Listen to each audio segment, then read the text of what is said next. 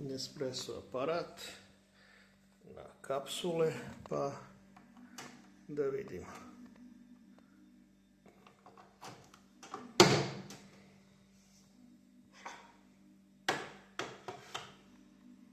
I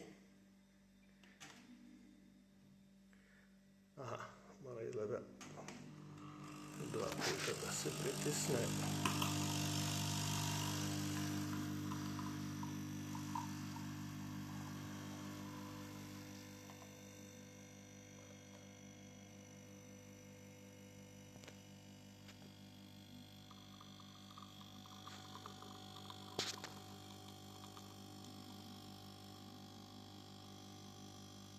Stavio sam veliku. Ipak je u pitanju prva jutarnja. Treba to malo duže biti s uživanjem.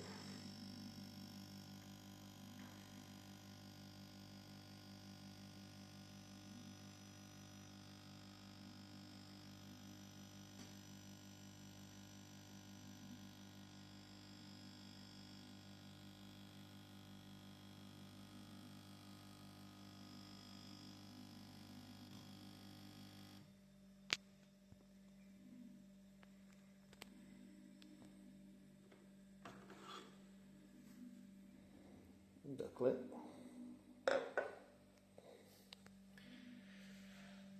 ostaje da se popije kafica.